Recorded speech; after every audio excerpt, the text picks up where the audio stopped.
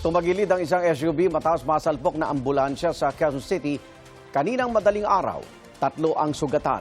May unang balita live si James Agustin. James!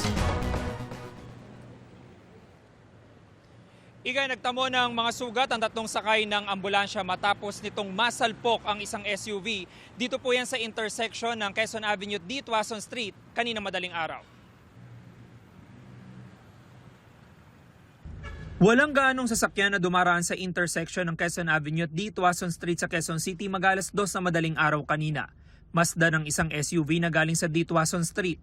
Bigla itong nasalpok ng ambulansya na galing naman sa westbound lane ng Quezon Avenue. Sa lakas ng impact, tumagilid ang SUV. Bumangga sa Center Island ang ambulansya. Sa isa pang anggulo ng CCTV, kita na nakastop na ang traffic light sa westbound lane ng Quezon Avenue. Dire-diretso pa rin ang ambulansya na mabilis ang takbo. Nayupi ang harapang bahagi at nabasag ang windshield ng ambulansya. Kita rin ang pinsala sa driver side ng SUV. Sugatan ng 3 sakay ng ambulansya, ang 42 anyos sa driver at 2 niyang kasama. Ginamot sila ng mga rescuer. Ayon sa driver ng ambulansya, pauwi na sila sa Cavite matapos magatid ng pasyente sa isang ospital sa Quezon City. Medyo mabilis ang pangyayari kasi bigla na siya sumulpot sa kanto. Kaya hindi na rin kinaya ng preno namin. Parang nablangko na rin kasi kami.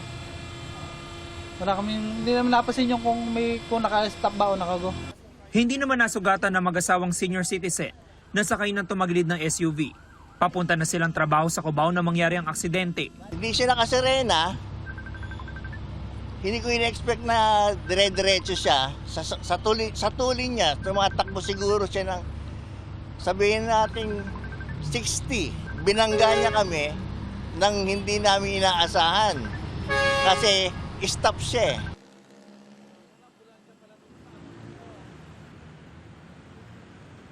Samantala, patuloy yung sinasagawang investigasyon ng QCPD Traffic Sector 1. Tumagal man po na mahigit 1 oras bago tuluyang natanggal yung mga sasakyan na naaksidente dito sa lugar. Yung Manilitas mula po dito sa Quezon City, James Agustin, GMA News.